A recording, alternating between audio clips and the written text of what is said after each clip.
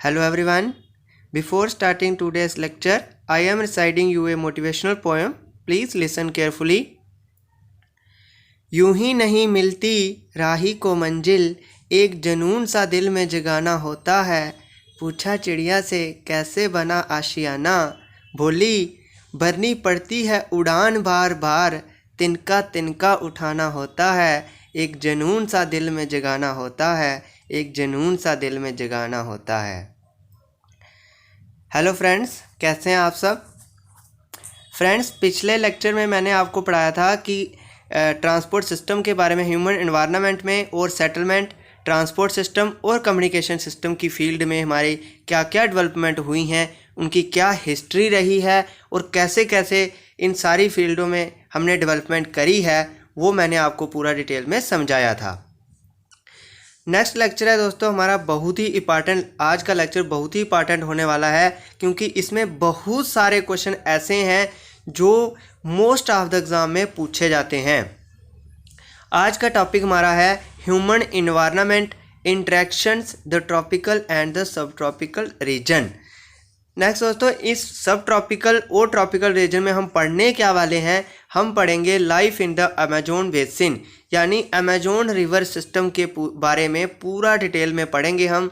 वहाँ के फॉरेस्ट कैसे हैं, वहाँ के लोग कैसे हैं, वहाँ के इन्वायरमेंट कैसे है, किस किस तरह की वहाँ पे क्रॉप्स उगाई जाती हैं और कौन कौन सी कंट्री में ये जो है अमेजोन बेसिन है, कौन कौन सी कंट्री को से ड्रेन करता है। तो फ्रेंड्स, अमेजोन रिवर सिस्टम के बारे में हम डिटेल में पढ़ेंगे और नेक्स्ट लेक्चर जो हमारा जल्दी ही अब आने वाला है वो हमारा गंगा रिवर सिस्टम पे होगा। तो ये दोनों रिवर सिस्टम को हम आपको डिटेल में पढ़ाने वाले हैं। तो अगर आप ये सोच रहे हैं कि हम इन दो रिवर सिस्टम का ही नाम क्यों ले रहे हैं, एक हो गया life in the Amazon river system और गंगा रिवर सिस्टम, तो फ्रेंड्स मैं आपको बता दूं कि अमेजोन रिवर जो है वो पूरे वर्ल्ड की सबसे बड़ी रिवर है और जो गंगा रिवर है वो हमारी इंडिया की सबसे बड़ी रिवर है। यानी जो इंडिया की गंगा रिवर है वो सबसे लार्जेस्ट बेसिन अपना बनाती है, तो उसका जो रिवर सिस्टम है गंगा का वो सबसे बड़ा है। और अमेजोन जो है ये भी लार्जेस्ट बेसिन बनाती है, ये वर्ल्ड में सबसे बड़ा लार्जेस्ट बेसिन बनाती है। तो इसीलिए ये दोनों रिवर जो है बहुत इंपॉर्टेंट है। तो आज हम इनके बारे में डिटेल में पढ़ेंगे। चलिए फ्रेंड्स स्टार्ट करते हैं। फ्रेंड्स, वीडियो को एंड तक जरूर देखें क्योंकि ये जो हमारी अमेजोन रिवर सिस्टम जो हम पढ़ने जा रहे हैं अभी, ये मोस्ट इंपॉर्टेंट है। बहुत सारे क्वेश्चन जो हैं वो छोटे से छोटा और बड़े से बड़े एग्जाम में पूछे जाते हैं। चलिए friends, life in the Amazon basin. Notice that the tropical region lies very close to the equator between 10 degree north and 10 degree south, so it is referred to as the equatorial region। अभी मैं आपको नीचे image में भी दिखाऊंगा कि ये जो अमेजोन रिवर सिस्टम है हमारा, ये साउथ अमेरिका में है। अमेजोन रिवर साउथ अमेरिका जो हमारा कॉन्टिनेंट है वहाँ पे है और ये लार्जेस्ट रिवर है पूरे वर्ल्ड की। अब नेक्स्ट बता देते हैं, कहते हैं कि इस रिवर को हम इक्वेटोरियल रीजन क्यों बोलते हैं, क्योंकि ये इस रिवर का जो सिस्टम है वो 10 डिग्री नॉर्थ और 10 डिग्री साउथ, इक्वेटर के ये सेंटर में इक्वेटर 0 डिग्री जा रहा है तो उसके ऊपर 10 डिग्री और इसके नीचे 10 डिग्री के बीच में ही ये रिवर जो है पूरी फैली हुई है। तो इसीलिए हम इस रीजन को इक्वेटोरियल रीजन बोलते हैं। अभी मैं आपको नीचे इमेज में ही पूरा समझाऊंगा। The river Amazon flows through this region, और इस इक्वेटोरियल रीजन से अमेजोन रिवर जो वर्ल्ड की सबसे लार्जेस्ट रिवर है वो यहाँ से फ्लो करती है। Notice how it flows from the mountains to the west and reaches the Atlantic ocean to the east. ये वेस्ट से, साउथ अमेरिका के वेस्टर्न साइड से ईस्टर्न साइड की तरफ फ्लो करती है और जहाँ पे जाके ये अटलांटिक ओशन के साथ मिल जाती है। अब नेक्स्ट दोस्तों, अब मैं आपको बताता हूँ कि इस रिवर का नाम अमेजोन रिवर क्यों पड़ा था। दोस्तों बहुत ही इंटरेस्टिंग क्वेश्चन है, आप इस लेक्चर को एंजॉय करिए क्योंकि ये लेक्चर जो है बहुत ही इंपॉर्टेंट है और बहुत ही इंटरेस्टिंग भी है। तो कहते हैं कि अब मैं आपको बताता हूँ कि इस रिवर का नाम अमेजोन रिवर क्यों पड़ा था। When Spanish explorers discovered the Amazon River, they were attacked by a group of local tribes wearing headgears and grass skirts।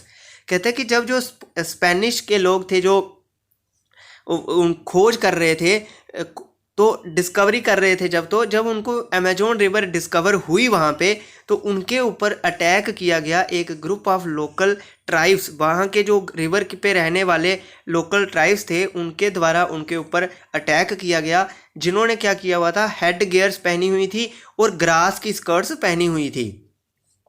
These people reminded them of the fierce tribes of women warriors known in ancient Roman Empire as the Amazons।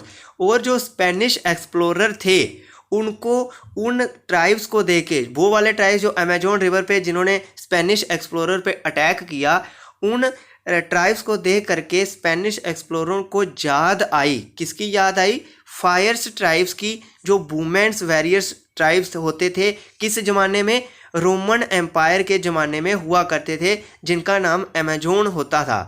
तो इन tribes को देख करके जो Amazon river पे tribe दिखे Spanish को, उनको देख करके स्पेनिश एक्सप्लोरर को उन ट्राइब्स की याद आ गई जो पुराने रोमन एम्पायर के ज़माने में हुआ करते थे और जिनका नाम अमेजोन हुआ करता था। तो इसीलिए जो स्पेनिश एक्सप्लोरर थे, उन्होंने सोचा कि ये ट्राइब्स भी उनकी तरह ही हैं, तो इसीलिए उन्होंने उस रिवर का नाम ही अमेजोन रख दिया कि वहाँ पे अमेजोन की तरह ट्राइब्स रहते हैं, तो इसीलिए इस रिवर का नाम ही अमेजोन रख दिया। तो इस तरीके से दोस्तों अमेजोन रिवर का नाम जो है वो अमेजोन रिवर रखा गया है। ये मैंने आपको अमेजोन रिवर के नाम की हिस्ट्री बता दी कि इसका नाम क्यों अमेजोन रखा गया है। अब नेक्स्ट चलते हैं इसके आगे। The place where a river flows into another body of water is called river's mouth। कहते हैं वो जगह जिस जगह पे रिवर जो है एक बड़ी बॉडी वाटर बॉडी के साथ मिल जाती है, चाहे वो कोई समुंदर हो या कोई ओशन हो, तो उस पॉइंट को जब वो अनदर बॉडी के साथ मिलती है तो उस पॉइंट को हम माउथ ऑफ द रिवर बोलते हैं। अब मैंने आपको माउथ ऑफ द रिवर बता दिया। माउथ ऑफ द रिवर्स बोलते हैं numerous tributaries join the Amazon river to form the Amazon basin. कहते हैं नंबर ऑफ ट्राइब्यूटरीज जो हैं वो अमेजोन रिवर के साथ ज्वाइन करती हैं और बनाती हैं अमेजोन बेसिन। दोस्तों मैं आपको बता दूं कि रिवर का बेसिन का मीनिंग ये होता है कि एक रिवर जो है वो कितना एरिया ड्रेन कर रही है, यानी कितने एरिए में फैली हुई है, कहाँ कहाँ से उसकी ट्राइब्यूटरीज आ रही हैं, कहाँ कहाँ से रिवर का पानी जा रहा है, तो वो जितना एरिए को ड्रेन करती है उस सारे एरिए को उस रिवर का बेसिन बोलते हैं। The river basin drains portion of. अब हम पढ़ लेते हैं कि कौन कौन सी कंट्री का ये जो अमेजोन रिवर है कौन कौन सी कंट्री में अपना ड्रेन्स करती है। तो ब्राज़ील में ports of Peru, Bolivia, Ecuador, Colombia and small parts of Venezuela, इन सारी कंट्रीज़ में इस रिवर बेसिन का जो है वो पोर्शन ड्रेन करता है।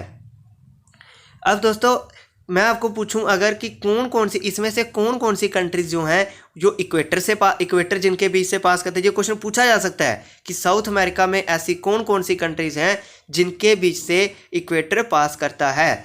तो वो हैं, पहली है इक्वेडर, कोलंबिया, ब्राज़ील, ये जो हैं ये कंट्रीज हैं जिनके बीच से इक्वेटर पास करता है, इक्वेडर, कोलंबिया एंड ब्राज़ील। दोस्तों बहुत इंपॉर्टेंट लेक्चर है ये। Tributaries, these are small rivers that join the main river. तो ट्राइब्यूटरीज क्या होती हैं, ये छोटी छोटी रिवर्स होती हैं जो एक बड़ी रिवर के साथ जब ज्वाइन करती हैं तो उन छोटी रिवर्स को हम ट्राइब्यूटरीज बोलते हैं, छोटी रिवर्स को हम ट्राइब्यूटरीज बोलते हैं। मैंने आपको ट्राइब्यूटरीज बता दिया। फिर है द अमेजोन रिवर बेसिन। अब हम अमेजोन रिवर बेसिन के कुछ पॉइंट्स नोट कर लेते हैं। The Amazon river basin or Amazon basin is the largest river basin in the world. मैंने आपको स्टार्टिंग में बताया कि आप सोच रहे होंगे कि सर को यही दो रिवर्स पसंद हैं, पता नहीं मुझे ये रिवर्स पसंद नहीं है। ये रिवर्स दोनों गंगा रिवर और अमेजोन रिवर जो है बहुत ही इंपॉर्टेंट रिवर हैं और इनकी यूनिक आइडेंटिटी है, क्योंकि गंगा रिवर जो है उसका रिवर सिस्टम इंडिया में सबसे बड़ा है और अमेजोन रिवर जो है इसका रिवर सिस्टम जो है वो पूरे वर्ल्ड में सबसे बड़ा है। तो इन दोनों की यूनिक आइडेंटिटी है, तो इसीलिए मैं आपको इन दोनों रिवर को डिटेल में पढ़ाऊँगा। अब कहते हैं कि ये मोस्ट इंपॉर्टेंट क्वेश्चन है कि कौन सी रिवर वर्ल्ड में सबसे बड़ा बेसिन बनाती है। तो वर्ल्ड में अमेजोन रिवर जो है वो सबसे बड़ा बेसिन बनाती है? ये एक इम्पॉर्टेंट क्वेश्चन है, इसको आप लर्न कर लें, किसी भी एग्ज़ाम में आपको पूछा जा सकता है।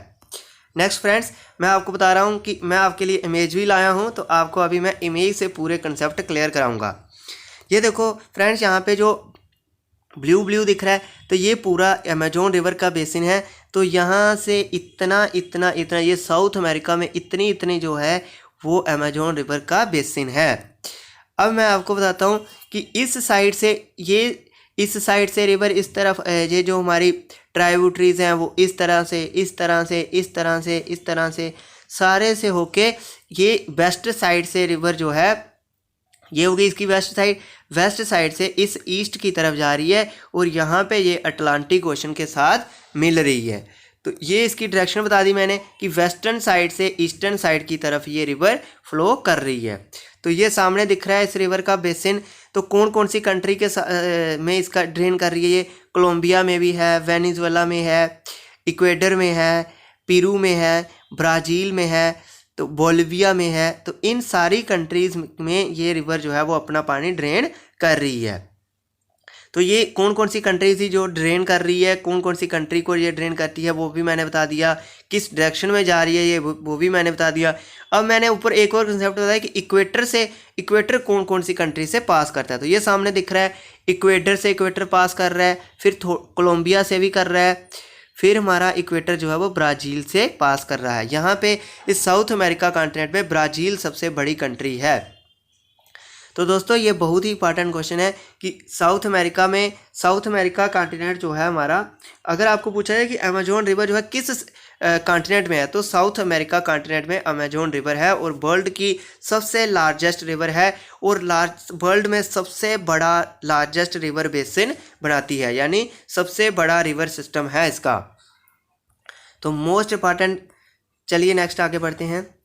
अब it is the largest river of world in the south America continent. ये सबसे बड़ी रिवर है पूरी दुनिया की साउथ अमेरिका कॉन्टिनेंट में। मैं दोस्तों बार बार इस रिवर पे इसके जो पॉइंट्स हैं, इसके जो इंपॉर्टेंट पॉइंट्स हैं उनके ऊपर फोकस कर रहा हूँ, क्योंकि बहुत सारे क्वेश्चन जो हैं इस रिवर सिस्टम से और गंगा रिवर सिस्टम से और अमेजोन रिवर सिस्टम से हर एक एग्ज़ाम में आपको देखने को मिलेंगे। तो इसको आप लेक्चर को मिस कभी नहीं करना।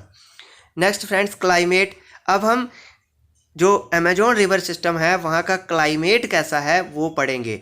मोस्ट ऑफ द लेक्चर में मैं आपको क्लाइमेट की डेफिनेशन बार बार बता चुका हूँ, तो अब तक मैं आशा करता हूँ कि आपको क्लाइमेट क्या होता है वो पता हो गया होगा। क्लाइमेट दोस्तों एक लार्जर एरिया की और एक लार्जर टाइम के लिए जो वहाँ का वेदर रहता है उसको हम क्लाइमेट बोलते हैं। As you know the Amazon basin stretches directly on the equator and is characterized by hot and wet climate throughout the year।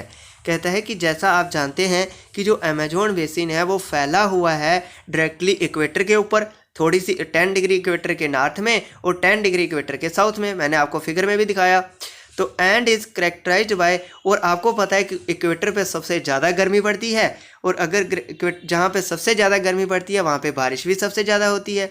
तो इक्वेटर में इस यहाँ का जो क्लाइमेट है वो बहुत ही गर्म है और बहुत ही वेट क्लाइमेट है, यानी यहाँ पे थ्रू आउट द ईयर बारिशें होती ही रहती हैं और both day and night are almost equally hot and humid, the skin feels sticky.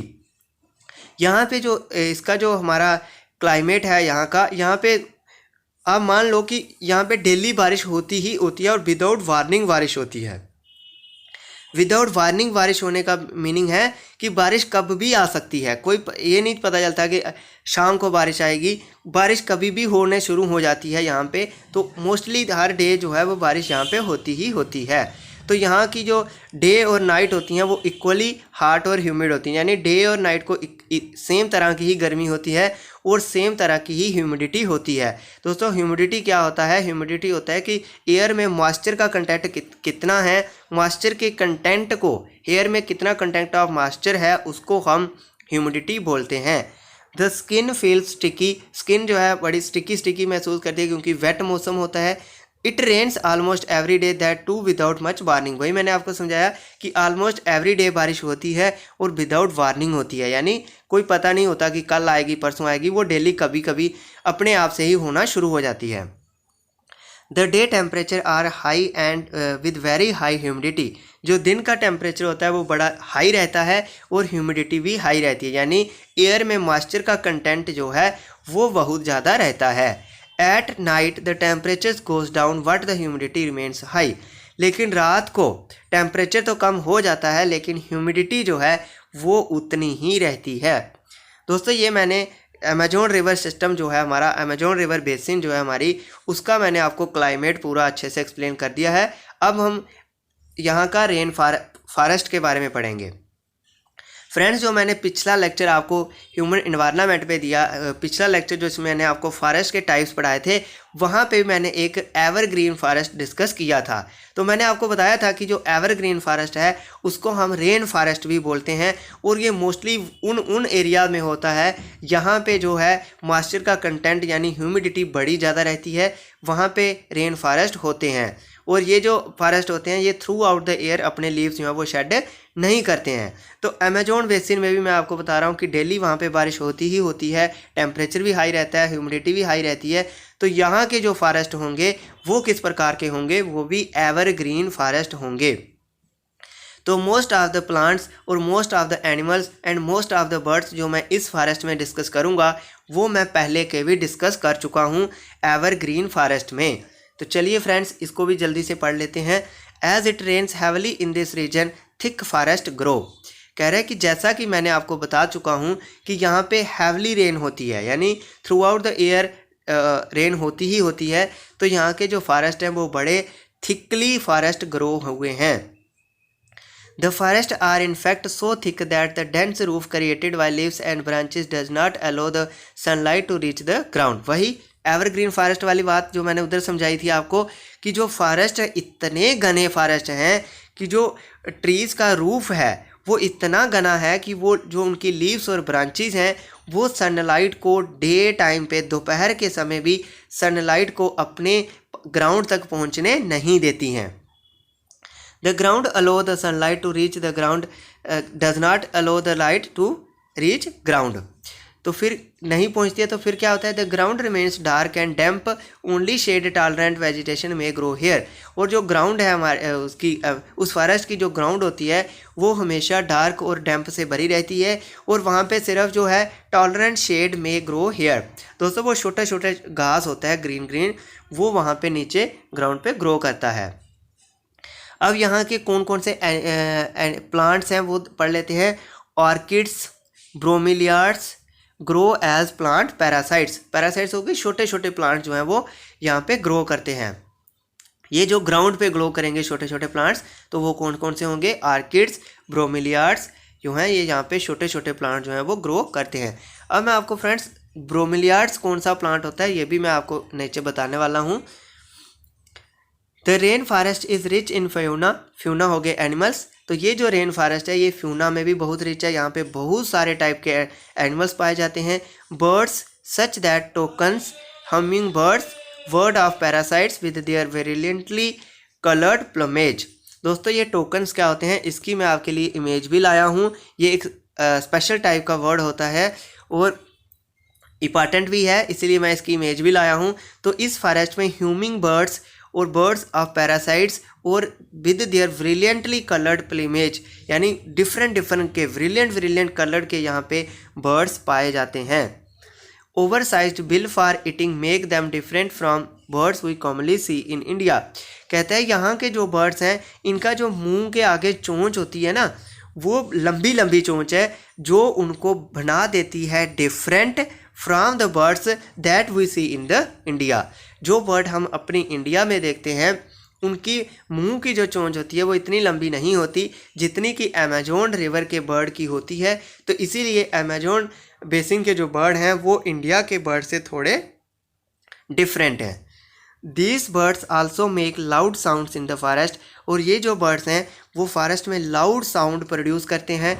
Animals like monkeys, sloth and eating tapirs are found here. Animals like monkeys, sloth और ant यानी चींटियों को खाने वाले टैपिर्स जो हैं वो भी यहाँ पे पाए जाते हैं। और टैपिर्स क्या होते हैं वो भी मैं आपके लिए इमेज लाया हूँ।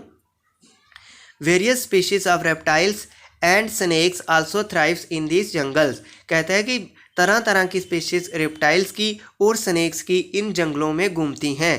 Crocodiles, snakes, pythons abound. Crocodiles और स्नेक्स और पाइथन जो हैं ये यहाँ पे बहुत मात्रा में पाए जाते हैं।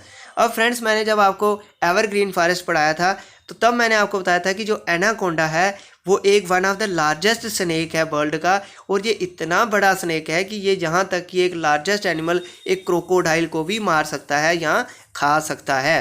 तो ये जो one of the largest snake जो मैंने बताया एनाकोंडा, तो वो इस फॉरेस्ट में पाया जाता है, यानी अमेजोन फॉरेस्ट में भी एनाकोंडा जो है वो पाया जाता है, क्योंकि ये भी एक एवरग्रीन फॉरेस्ट है। तो एवरग्रीन फॉरेस्ट में ये बड़े बड़े स्नेक जो हैं वो पाए जाते हैं। Anaconda and boa constrictor are some of the species. Besides the basin is home of thousands of species of insects.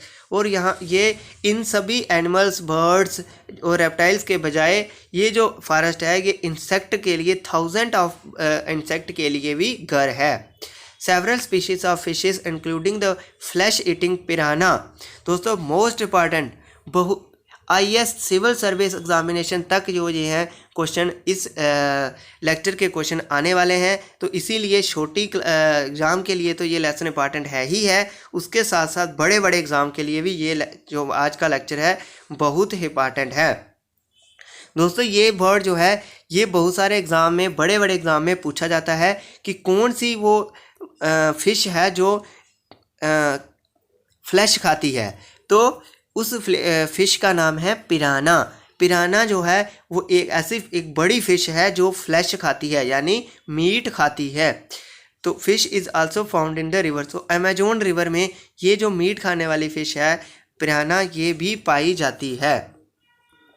ये दोस्तों ये मैं आपको टोकन से बता रहा था कि टोकन जो बर्ड है एक स्पेशल कैटेगरी का बर्ड है, तो वो मैं आपके लिए पिक्चर भी लाया हूँ। इस तरह का इसके डिफरेंट ब्रिलियंट कलर है इसका, और ब्रिलियंट इसके मुंह के आगे वाली जो है इसका मुंह आगे से लंबा है। तो ये टैपिर्स जो मैंने आपको बताया यहाँ पे पाए जाते हैं जो एंट को खाते हैं, तो इसकी भी इमेज जो है मैं आपके लिए लाया हूँ। नेक्स्ट फ्रेंड्स, ये है अमेजोन रिवर, और ये इसके किनारे है अमेजोन रिवर का एवरग्रीन फॉरेस्ट, यानी जिसको हम रेन फॉरेस्ट भी बोलते हैं। ये दोस्तों दिखने में भी आपको दिख रहा होगा, इतना घना फॉरेस्ट है कि यहाँ तक कि इसकी ग्राउंड तक दोपहर के समय जो सनलाइट होती है वो भी इसके ग्राउंड तक नहीं जाती है। और ये जो रिवर है इसका इतना बड़ा बेसिन है, इतने बड़े एरिया को ये ड्रेन करती है कि इसका जो बेसिन का एरिया है यहाँ की ह्यूमिडिटी बहुत हाई है। हीट भी होती है लेकिन ह्यूमिडिटी भी बहुत हाई है। तो ये सारा कुछ मैंने आपको एक्सप्लेन कर दिया। अब चलते हैं आगे। This is the extra ordinary rich in variety of life found here. कहते हैं इसीलिए ये जो डिफरेंट कलर के डिफरेंट वेरिएंट जो जहाँ पे वर्ड्स एनिमल पाए जा रहे हैं, तो इसीलिए ये जो बेसिन है, ये जो अमेजोन रिवर बेसिन है, ये एक डिफरेंट कैटेगरी में आता है पूरे वर्ल्ड में। ठीक है, तो अब मैंने आपको बताया ब्रोमिलियार्ड्स जो पैरासाइट प्लांट्स हैं छोटे छोटे जो ग्राउंड पे उगते हैं, तो वो ब्रोमिलियार्ड्स कौन सा प्लांट होता है वो मैं आपको समझा देता हूँ। Bromeliads are special plant that store water in their leaves. Bromeliads जो हैं वो एक special type of parasite plant हैं जो अपने पत्तों में पानी स्टोर करके रखते हैं। Animals like frogs use this pocket of water for laying their eggs.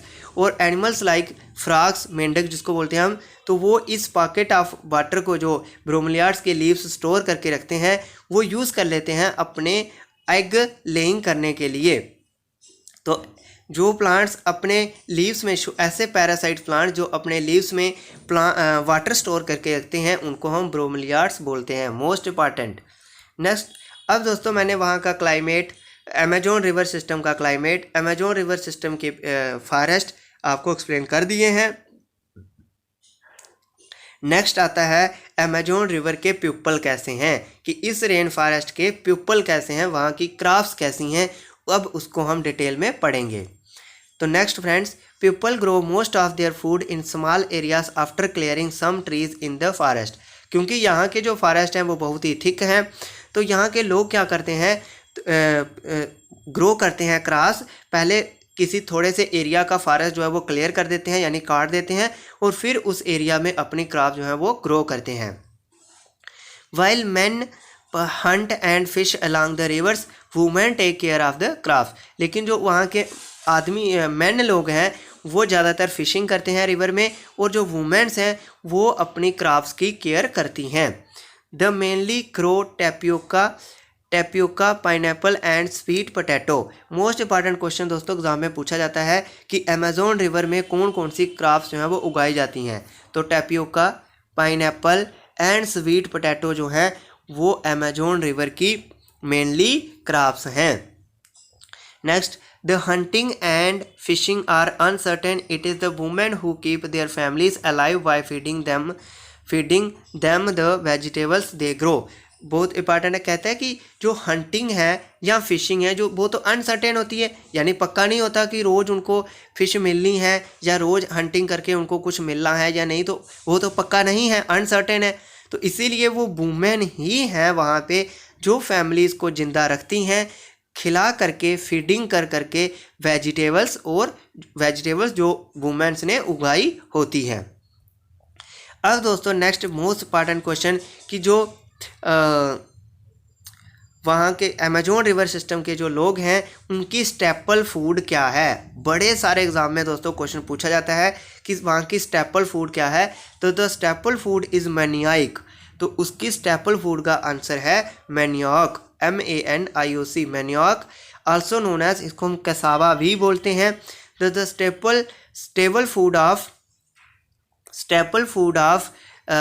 staple food is manioc, also known as cassava, that grows under the ground like the potato।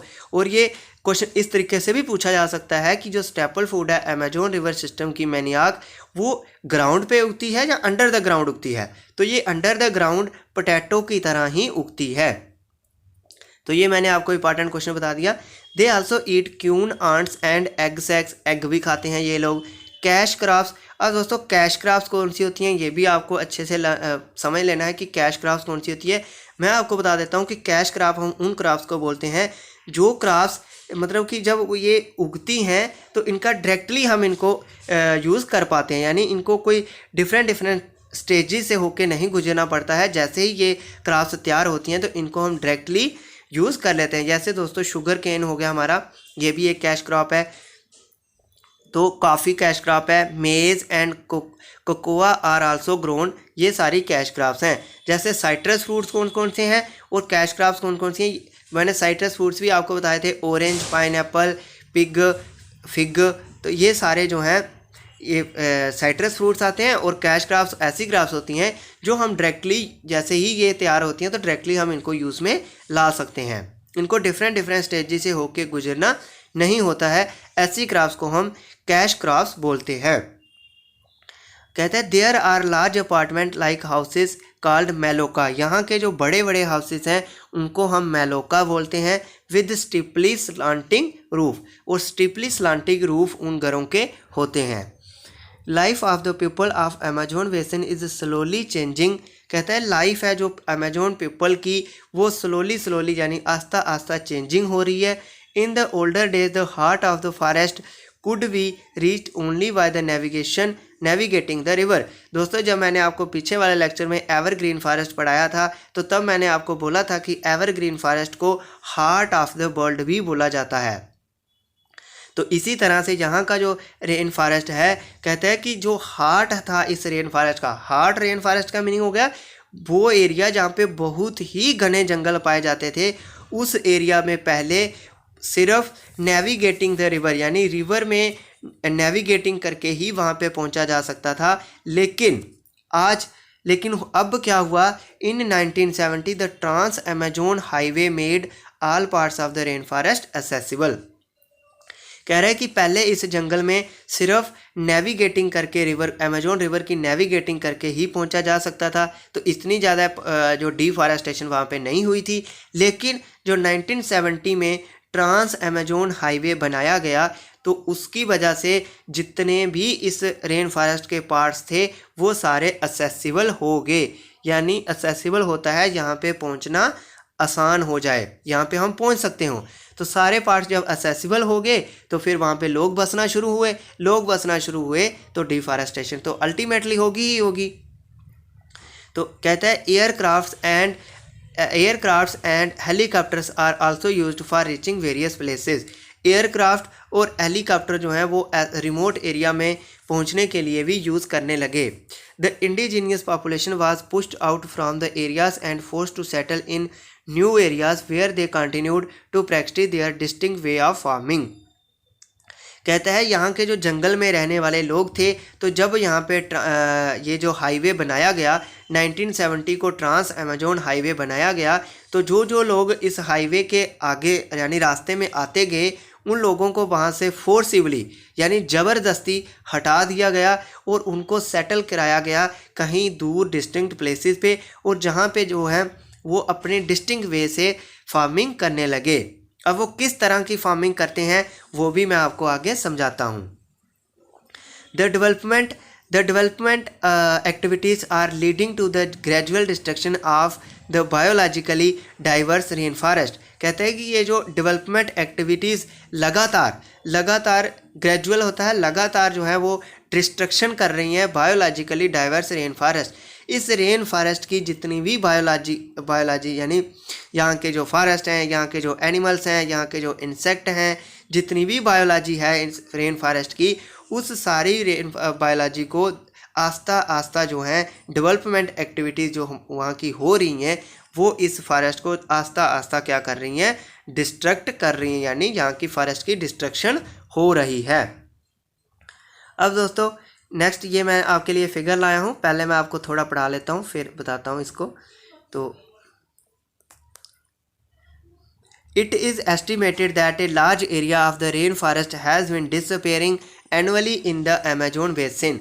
कहता है कि ये एस्टिमेट लगाया गया है कि लगातार जो है large area of rain forest जो है वो इस अमेजोन रिवर का वो लगातार डिसअपेयरिंग हो रहा है annually in the Amazon basin. हर साल जो है एक लार्ज एरिया जो है वो डिसअपेयर हो रहा है। You can see that the destruction of forest has a much wider implication.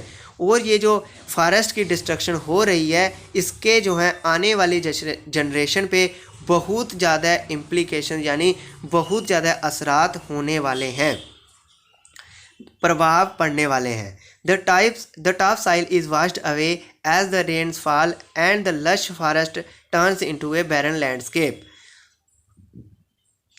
तो लोग करते क्या हैं, पहले अपनी फसल उगाने के लिए एक पीस ऑफ लैंड का फॉरेस्ट को काट देते हैं, फिर वहाँ पे अपनी साइल क्रॉप उगाते हैं। फिर जब बारिश पड़ती है, ज़ोरदार बारिश पड़ती है, तो वो वाली साइल तो बह जाती है और फिर वो एक बैरन लैंडस्केप बन जाता है। बैरन का मीनिंग दोस्तों होता है बंजर लैंडस्केप बन जाता है। तो वो एरिया जहाँ फॉरेस्ट हुआ करता था लोगों की वजह से वो बैरन लैंडस्केप बन जाता है।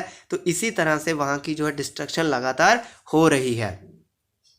अब मैं आपको फिगर में बता देता हूँ कि कैसे कैसे ये फॉरेस्ट जो है वो डिस्ट्रक्शन हो रही है। तो ये मैं आपके लिए फिगर भी लाया हूँ, ग्रेजुअल डिस्ट्रक्शन ऑफ फॉरेस्ट। दोस्तों पहले लोगों ने क्या किया, यहाँ के लोगों ने सपोज करो कि इतनी सी एरिया जो है वो क्लियर किया फॉरेस्ट को काट करके फसल उगाने के लिए, लेकिन जब उनकी अगले साल जो है उनकी ज़रूरतें बढ़ी, फिर उन्होंने क्या करा, थोड़ा और फॉरेस्ट को काट दिया। तो फॉरेस्ट को काट कर अब फॉरेस्ट इतना सा रह गया, लेकिन अगले साल लोगों ने और फॉरेस्ट काटा तो इतना सा रह गया। लेकिन सपोज़ करो आप कि अगर ये फॉरेस्ट लगातार कटते गए तो हमारा ह्यूमन बींग्स का अर्थ पे रहना इम्पॉसिबल हो जाएगा। तो इसीलिए दोस्तों ज़्यादा से ज़्यादा फॉरेस्ट को बचाएं, क्योंकि फॉरेस्ट जो है हमारी लाइफ के लिए बहुत ही इम्पॉर्टेंट है। फॉरेस्ट को बचाने के बेसिस पे जो स्टोरीज़ हैं दोस्तों, जो हमारे इसके कंसेप्ट हैं, क्यों हमें फॉरेस्ट को बचाना है, ये मैं आपको पीछे वाले जितने भी लेक्चर मैंने करवाए हैं सभी में मैं आपको एक्सप्लेन करता आया हूँ। और आगे भी जो लेक्चर्स आएंगे तो मैं आपको इन्वायरमेंट को हमें कैसे बचाए रखना है उसके बारे में समझाता रहूँगा। इस एस्टीमेट जो मैंने बता दिया। अब दोस्तों यहाँ के जो लोग हैं वो स्लैश एंड बर्न टाइप की क्रॉप जो है वो उगाते हैं।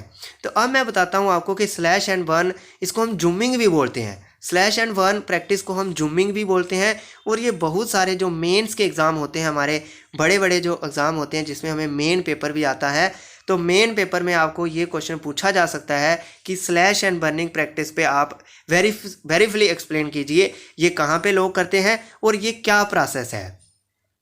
तो अभी मैं आपको स्लैश एंड बर्न प्रोसेस भी समझा देता हूँ। इसको हम जूमिंग भी बोलते हैं। Slash and burn is a way of cultivation land where farmers clear a piece of land while slashing or cutting down trees and bushes। कहता है कि स्लैश एंड बर्न एक तरीका है कल्टीवेशन करने का लैंड, जहाँ पे लोग जो हैं वो एक छोटा सा पीस ऑफ लैंड को, फॉरेस्ट का पीस ऑफ लैंड को पहले काटते हैं, तो ट्रीज़ को काट करके और बुशेस को काटते हैं, फिर उनको काट के जला करके दीज आर देन बर्न्ड, उनको जलाया जाता है, विच release the nutrients into the soil.